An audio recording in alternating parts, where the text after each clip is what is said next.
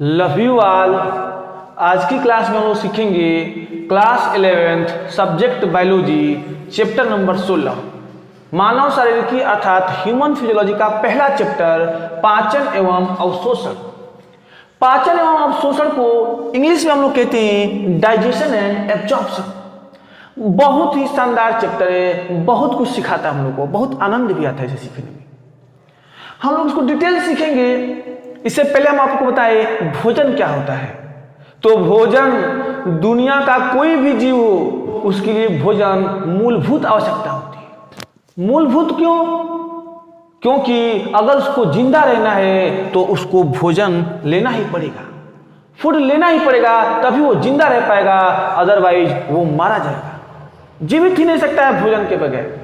इसलिए पहले ही लाइन लिखती है हमारी एनसीईआरटी कि भोजन किसी भी जीव के लिए मूलभूत आवश्यकता होती है, अर्थात food is the basic requirement of all living organism. और फिर सवाल अगला ये है कि भोजन के अवयव क्या क्या होते हैं। तो वो चीज हम समझाने के लिए हम एक एग्जाम्पल लेते हैं। जैसे हम लोग को खीर बनाना है, हम लोग और खीर बनाना है तो हम लोग को किन किन चीजों की आवश्यकता पड़ेगी। अगर खीर बनाना है तो हम लोग को दूध की आवश्यकता पड़ेगी, दूध के अलावा हम लोग को चावल की आवश्यकता पड़ेगी, चावल के अलावा हम लोग को चीनी की आवश्यकता पड़ेगी, चीनी के अलावा हम लोग को कुछ ड्राई फ्रूट्स की आवश्यकता पड़ेगी।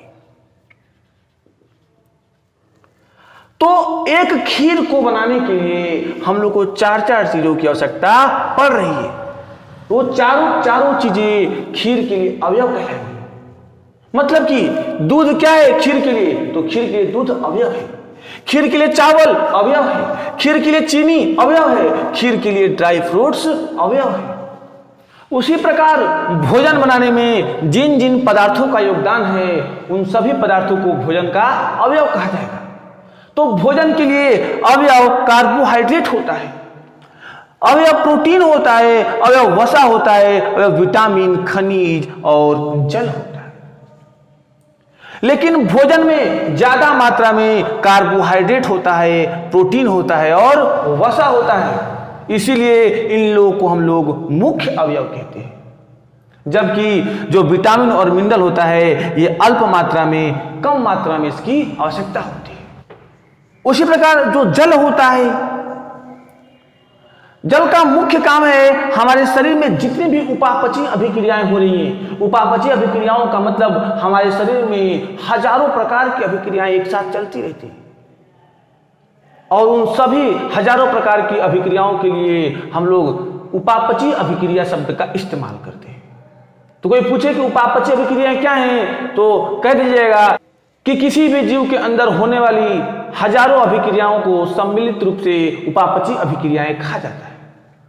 और उन उपापचयी अभिक्रियाओं में पानी मदद करता है। साथ ही साथ पानी और किन काम में मदद करता है? तो हमारे बॉडी में पानी की कमी ना हो जाए, हमारी बॉडी डिहाइड्रेट ना हो जाए, हमारे बॉडी का निर्जलीकरण ना हो जाए, इसमें पानी क्या करता है? मदद करता है। तो इस प्रकार ये सब भोजन के कुछ अवयव हैं जिनमें कार्बोहाइड्रेट, प्रोटीन और वसा ज्यादा मात्रा में होते हैं, इसलिए इन लोगों को हम लोग मुख्य अवयव कहते हैं। जबकि विटामिन और खनिज की आवश्यकता कम मात्रा में होती है, अर्थात इनकी मात्रा अल्प होती है, अल्प मात्रा में होती है। अब अगला सवाल, भाई पाचन क्या होता है और पाचन की जरूरत क्यों पड़ती है? तो हम ये सिखाने के लिए ये बताने जा रहे हैं कि जो कार्बोहाइड्रेट होता है, प्रोटीन होता है और ये वसा होते हैं, ये होते क्या है? तो कार्बोहाइड्रेट छोटे छोटे साधारण अणु जैसे कि ग्लूकोज है, छोटे छोटे साधारण अणुओं की जुड़ने से एक लंबी श्रृंखला प्राप्त होती है, जिसे जो अणु प्राप्त होता है वो बहुत बड़ा हो जाता है। और जब कई प्रकार के अणु आपस में मिलते हैं तो वे अणु अब साधारण नहीं रहते, वो जटिल हो जाते हैं। उसी प्रकार कार्बोहाइड्रेट जटिल जैव अणु है जो छोटे छोटे ग्लूकोज जैसे साधारण अणुओं से मिलकर बना है। तो कार्बोहाइड्रेट, उसी प्रकार प्रोटीन, प्रोटीन क्या है? तो छोटे छोटे साधारण अणु जैसे कि अमीनो अम्ल, अमीनो अम्ल, अमीनो अम्ल, ऐसे करके अमीनो अम्ल जब जुड़ते चले जाते हैं तो जो लंबी श्रृंखला बनती है वही अणु प्रोटीन कहलाता है। तो प्रोटीन क्या है? जटिल जैव अणु है, वृहद अणु है। वसा क्या है? वृहद अणु है जो ग्लिसरॉल से मिलकर बना होता है। मान लीजिए ग्लिसरॉल है और ग्लिसरॉल में वसी अम्ल जुड़ता चला जाए तो इस पूरे को हम बोलते हैं वसा। तो वसा, प्रोटीन, कार्बोहाइड्रेट ये सब वृहद अणु है, जटिल जैव अणु है। अब ये वृहद अणु है, जटिल जैव अणु है तो पानी में घुल नहीं सकते हैं, अर्थात अघुलनशील है। अगर आपको समझना है तो आप एक काम करिए, आप 3 बीकर लीजिए और उसमें पानी भर दीजिए।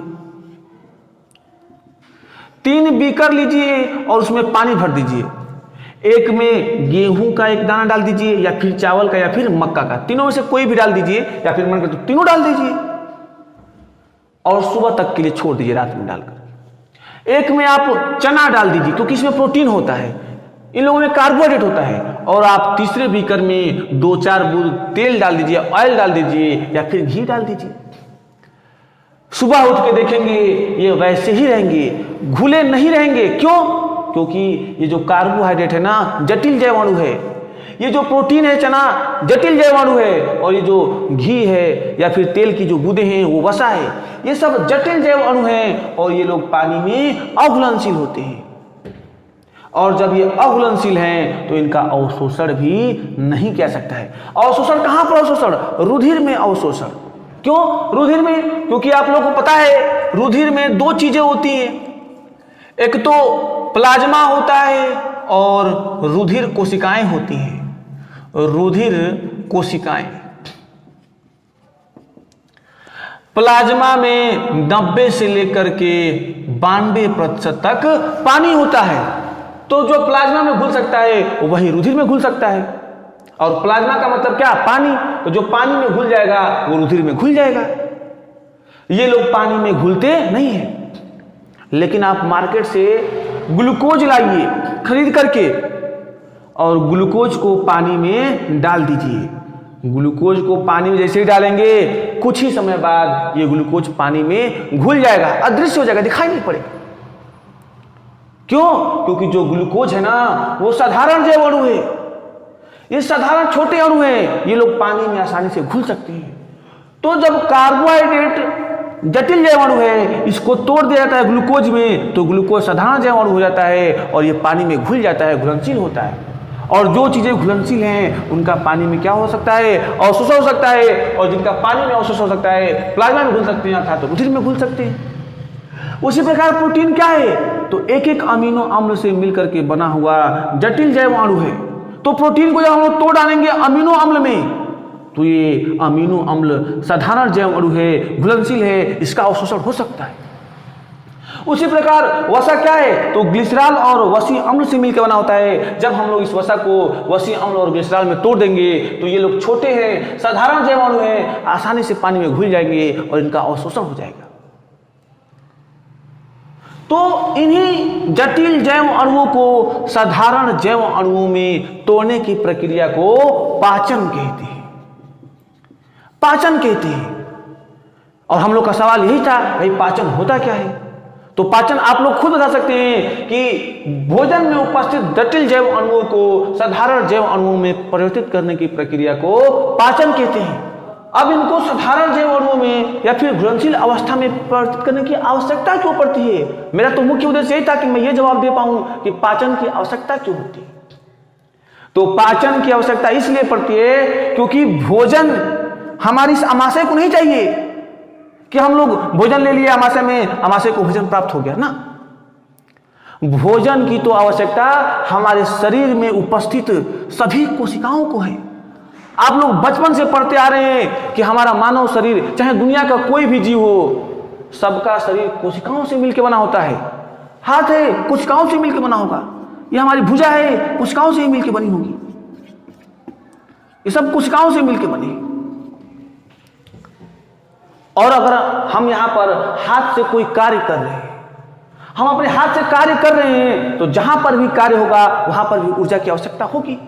तो जब यहाँ पर कार्य हो तो ऊर्जा की आवश्यकता पड़ेगी ना, तो ऊर्जा कहाँ से आएगी? कोशिकाएं ऊर्जा दे रही है, तो कोशिकाओं को ऊर्जा कहाँ से मिलेगा? आप लोगों को पता है अभी ऊर्जा किससे प्राप्त होती है? भोजन से। तो सबसे पहले तो हम लोग को कोशिकाओं को भोजन देना पड़ेगा ना। तो इन कोशिकाओं को भोजन पहुंचाए कौन?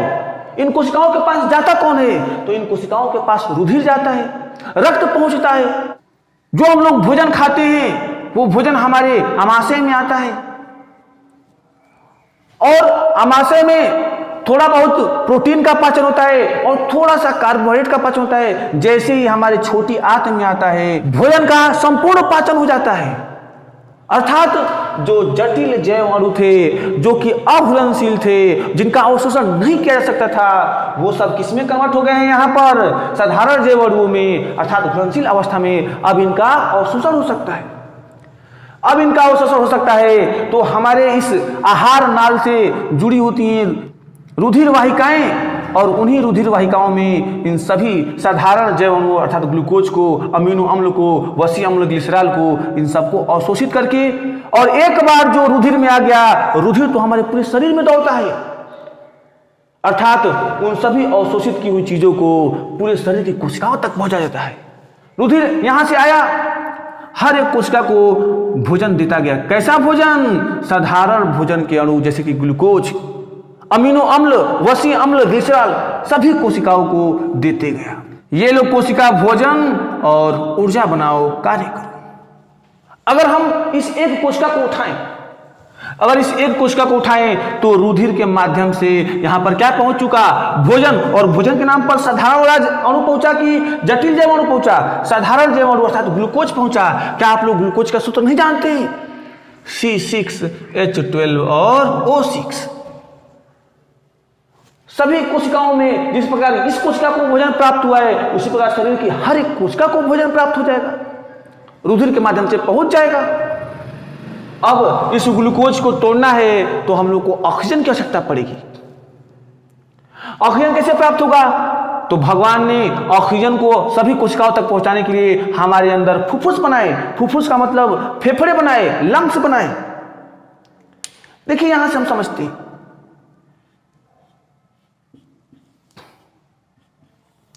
और हम लोग वातावरण में उपस्थित वायु को अंदर लेते हैं, इन्हेलेशन करते हैं।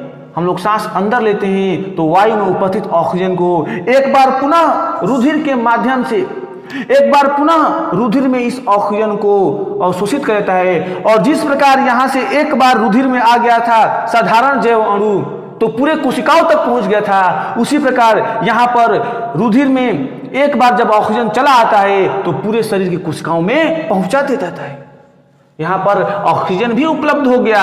अब इस ऑक्सीजन की उपस्थिति में ये ग्लूकोज टूटेगा तो जिन लोगों से मिलकर बना था उन्हीं लोगों में टूटेगा। कार्बन डाइऑक्साइड से मिलकर बना था, पानी से मिलकर बना था, और जो सूर्य की ऊर्जा खर्च हुई थी उसी ऊर्जा से बना था ये ग्लूकोज। तो ऑक्सीजन की उपस्थिति में इन्हीं तीन हिस्सों में टूट गया, कार्बन डाइऑक्साइड, पानी और ऊर्जा। और इसी ऊर्जा का हर एक कोशिकाएं, ये हमारा हाथ है, यहाँ की हर एक कोशिकाएं अपनी अपनी ऊर्जा का इस्तेमाल करती हैं। तो यहाँ पर हाथ से कार्य हो रहा है। और क्या भोजन केवल हाथ की कोशिकाओं में पहुंचा था? नहीं, भोजन तो हमारे शरीर के हर एक कोशिका में पहुंचा था, दिमाग की कोशिका में पहुंचा था। तो दिमाग की कोशिकाएं अपनी अपनी ऊर्जा खर्च करती हैं तो हम लोग सोच पाते हैं, समझ पाते हैं। पैरों की कोशिकाएं अपनी अपनी ऊर्जा खर्च करती हैं तो हम लोग दौड़ पाते हैं। यस, तो भोजन की आवश्यकता शरीर के हर एक कोशिकाओं को होती है, और हर एक कोशिकाओं को भोजन वही पहुंचा पाता है जो वहां तक पहुंचता है। वहां तक कौन पहुंचता है? शरीर के हर एक कोशिकाओं तक ब्लड पहुंचता है। तो ब्लड में भोजन आए कहां से? ब्लड में तो वही चीजें आ पाएंगी जो ब्लड में घुलनशील हो, और ब्लड में घुलनशील बनाने के लिए जो जटिल जैव अणु होते हैं उनको साधारण जैव अणुओं में परिवर्तित किया जाता है, और जटिल जैव अणुओं को साधारण जैव अणुओं में परिवर्तित करने की प्रक्रिया को ही पाचन कहते हैं। तो यस, हम लोग को उत्तर मिल गया कि पाचन क्या होता है और क्यों किया जाता है। एक बार रिवाइज किया जाए, पाचन क्या होता है? तो भोजन में उपस्थित जटिल जैव अणुओं को साधारण जैव अणुओं में परिवर्तित करने की प्रक्रिया को ही पाचन कहते हैं। अब ये पाचन होता कहां पर है? अरे तो हम लोग के शरीर में भगवान ने क्या बनाया? पाचन तंत्र बनाया, ताकि जो भोजन में उपस्थित जटिल जैव अणु हैं उनको आसानी से साधारण जैव अणुओं में परिवर्तित किया जा सके। तो ये जो दिखाई पड़ रहा है आप लोग को, ये रहा आपका पूरा पाचन तंत्र। इस पाचन तंत्र के बारे में हम डिटेल पढ़ाएं, उसे थोड़ा पहले मिटा लें, थोड़ा इसको मिटा लें। हाँ, हो गया। तो यही हम लोग का पाचन तंत्र है, और हम लोग का पाचन तंत्र दो लोगों से मिलकर बना होता है। एक तो ये यहां से लेकर के यहां तक जो आप लोगों को ये नली दिखाई पड़ रही है, ये पूरी नली का नाम है आहार नाल। इंग्लिश में इसको हम लोग बोलते हैं एलिमेंट्री कैनाल। यहां पर इसका ओपनिंग है एक, और एक यहां पर ओपनिंग है। दो जगह पर भाई किसी भी पाइप के दो ही ओपनिंग होते हैं, और एक सीधा पाइप हो तो हाँ, और इस पूरे पाइप का लंबाई 6-7 मीटर तक होता है। तो 6-7 मीटर तो हम लोग भी लंबे नहीं है, और किसी लंबी चीज को मान लीजिए यही एक लंबी चीज है, और इसको हम लोग इतने ही दूर में रखना है, तो इसको हम लोग क्या कर दें? मोड़ देंगे, इसमें ऐठन लगा देंगे, तो ये इतनी ही दूरी में आ जाएगा। उसी प्रकार 6 से 7 मीटर लंबा पाइप जो है उसको हम लोग को रखना है, तो उसमें क्वाइलिंग तो करनी पड़ेगी ना। इसलिए यहां पर हमें छोटी आंत में क्या होता है? क्वाइलिंग होता है। बड़ी आंत में भी थोड़ा होता है, लेकिन वो ज्यादा क्वाइलिंग छोटी आंत में होता है। तो दो ओपनिंग है। ये जो ओपनिंग है इसका नाम है माउथ। माउथ से शुरू होकर ये ओपनिंग, और ये चलती जाती है। कहां पर खुलती है? गुदा पर, अर्थात मल द्वार पर ये ओपनिंग खुलती है। तो मुख से लेकर के ये मल द्वार तक जो पूरा लंबा पाइप दिखाई पड़ रहा है आप लोग को, इसी का नाम क्या है? आहार नाल। तो हम लोग का पाचन तंत्र, मानव का पाचन तंत्र कितने चीजों से मिलकर बना होता है? दो। अभी एक बता दिया, यहां से लेकर के यहां तक पूरा आहार नाल। तो पहला हो गया आहार नाल। आहार नाल को हम लोग इंग्लिश में एलिमेंट्री कैनाल कहते हैं। एलिमेंट्री कैनाल कहते हैं। और दूसरी चीज होती है इस आहार नाल से जुड़ी हुई ग्रंथियां। 3 प्रकार की ग्रंथियां जुड़ी है इस पूरे आहार नाल से। यहां पर देखिए आपको लाल ग्रंथियां दिखाई पड़ी। 2 प्रकार की लाल ग्रंथियां यहां पर, और तीसरी लाल ग्रंथि यहां पर। लाल ग्रंथि, लाल ग्रंथि। दूसरी ग्रंथि कौन है? यकृत। और यकृत हमारे शरीर की सबसे बड़ी ग्रंथि होती है। तो यस, दूसरी ग्रंथि का नाम है यकृत, और तीसरी ग्रंथि का नाम है अग्नाशय। इंग्लिश में इसको पैंक्रियाज बोलते हैं।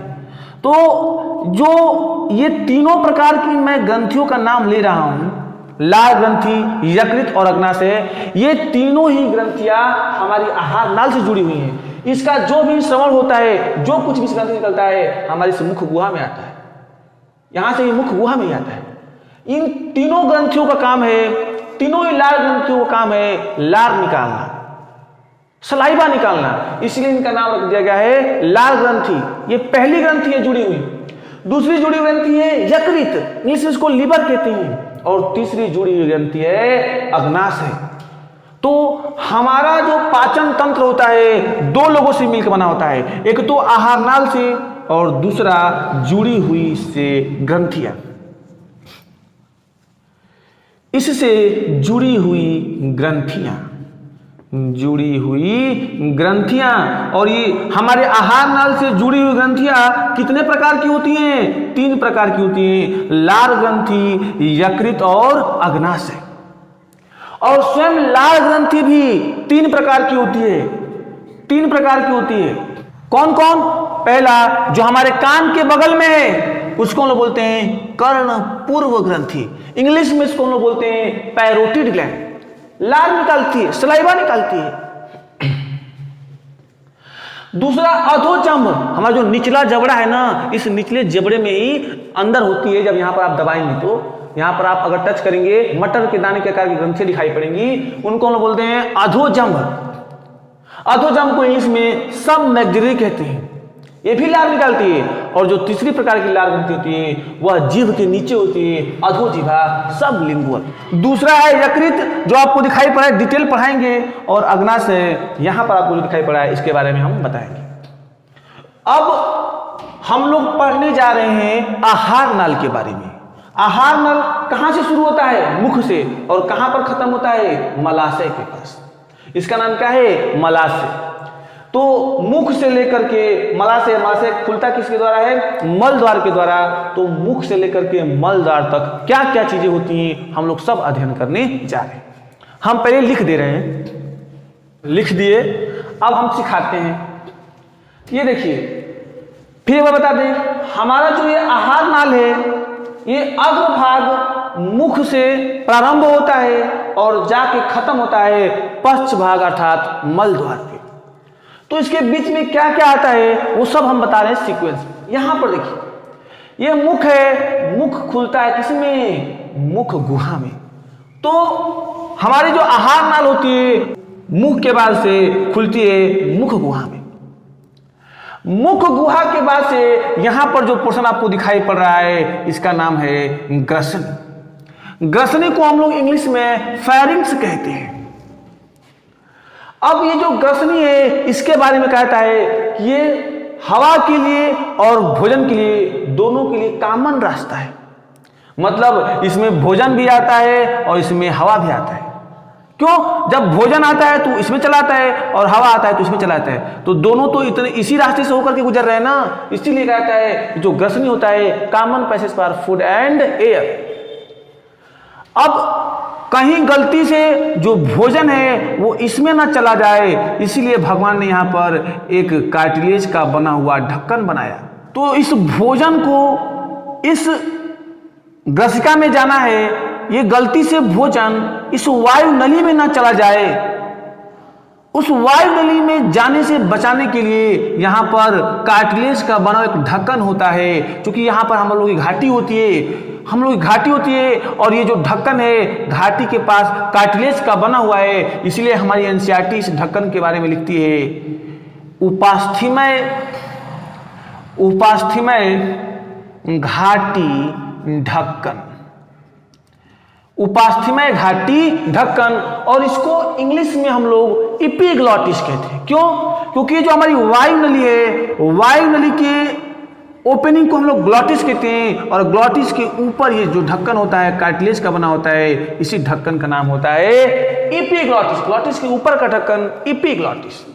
तो भोजन के पार्टिकल को इस वायु नली में जाने से बचाने के लिए ये जो ढक्कन होता है, हिंदी में घाटी ढक्कन, जो कि उपास्थि का बना होता है, उपास्थि में घाटी ढक्कन कहते हैं। ये भोजन को वायु नली में जाने से रोकता है। उसके बाद से ग्रसनी के बाद से हमारा आहार नाल का ग्रसिका वाला हिस्सा प्रारंभ होता है, और ये ग्रसिका जाकर के खुलती है जे शेप बैग लाइक स्ट्रक्चर में, जिसका नाम होता है अमाशय। फिर ये अमाशय जाकर के खुलता है छोटी आंत में, और छोटी आंत के 3 हिस्से होते हैं। अमाशय के बाद ये जो हिस्सा है छोटी आंत का, उसका नाम है ग्रहणी, ग्रहणी अर्थात डुडेनम। अब छोटी आंत का जो ये ग्रहणी वाला हिस्सा है ये जाके खुलता है। अच्छा, लास्ट वाला जो हिस्सा होता है छोटी आंत का, उसका नाम है क्षुद्रांत, और क्षुद्रांत के आगे पड़ता है उसको नाम देता है अग्र क्षुद्रांत अर्थात जेजेनम, और लास्ट वाले छोटी आंत के हिस्से को क्षुद्रांत अर्थात इलियम कहते हैं। तो इस प्रकार छोटी आंत के 3 हिस्से हो गए। इस वाले हिस्से का नाम होता है डुडेनम अर्थात ग्रहणी, इस वाले हिस्से का नाम होता है अग्र क्षुद्रांत अर्थात जेजेनम, और इस वाले हिस्से का नाम होता है क्षुद्रांत अर्थात इलियम। उसके बाद से छोटी आंत खुलती है बड़ी आंत में, मतलब हमारे आहार नाल का बड़ी आंत वाला हिस्सा आ जाता है, और बड़ी आंत के 3 हिस्से होते हैं। इस वाले हिस्से का नाम होता है सीकम, जहां पर छोटी आंत बड़ी आंत से मिलती है। तो बड़ी आंत का वह हिस्सा जहां पर छोटी आंत आके मिलती है, उसी हिस्से का नाम होता है सीकम, और सीकम को हिंदी में कहते हैं अंधनाल। तो यहां पर है अंधनाल, अंधनाल। और अंधनाल के बाद से ये जो हिस्सा दिखाई पड़ रहा है, इसी हिस्से का नाम है कोलोन। इस हिस्से का नाम क्या है? कोलोन, और इसको हिंदी में कहते हैं बृहदांत्र। तो लिख दे रहे हैं हम बृहदांत्र, बृहदांत्र। और बृहदांत्र के भी स्वयं 4 पार्ट होते हैं। देखिए, जो ऊपर की तरफ चल रहा है तो इसको हम बोलते हैं आरोही बृहदांत्र। इसको हम लोग जो ऐसे चल रहा है ट्रांसवर्स, इसको हम लोग बोलते हैं अनुप्रस्थ वेदांत, और जो नीचे की तरफ आ रहा है इसको हम लोग बोलते हैं अवरोही वेदांत। यहां पर देखिए इसको हम लोग बोलते हैं सिग्मा वेदांत। तो इस प्रकार से वेदांत के 4 हिस्से हो गए, आरोही वेदांत, अनुप्रस्थ वेदांत, अवरोही वेदांत और सिग्मा वेदांत। तो बड़ियाद के 2 हिस्से हो गए, एक तो हो गया ये अंधनाद, ये हो गया वेदांत, और ये जो बच रहा है इसी का नाम है मलाशय, इसी का नाम है मलाशय। और मलाशय को हम लोग इंग्लिश में बोलते हैं रेक्टम।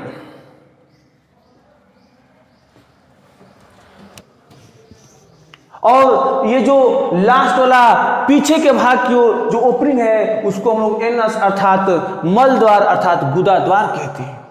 तो इस प्रकार हमारा जो आहार नाल है वह मुख से लेकर के मल द्वार तक होता है। जो मुख है वो अग्र भाग की ओर ओपनिंग है, जबकि जो मल द्वार है ये पश्च भाग की ओर ओपनिंग है। तो इस प्रकार यहां से लेकर यहां तक हम लोग का पूरा क्या हो गया, आहार नाल हो गया। अब अभी के लिए क्या किए हम, बस हम आहार नाल के सभी हिस्सों का नाम बताए हैं। किसमें क्या होता है, हमारे मुख गुहा में दांत होते हैं, जीवा होते हैं, दांत कितने प्रकार के होते हैं, ये सब आमाशय के कितने हिस्से होते हैं, अगर ये छोटी आंत के 3 होते हैं, तीनों के नाम, तीनों काम, ये सब डिटेल हम लोग अगले वीडियो में सीखेंगे। अगले लेक्चर में इस पूरे पर डिटेल वीडियो बनाएंगे। अभी तक हम लोग बस शॉर्ट में नाम सीखे, तो अगले वीडियो में हम लोग इस पर पूरा डिटेल देखेंगे। ठीक है, तब तक के लिए once again love you all.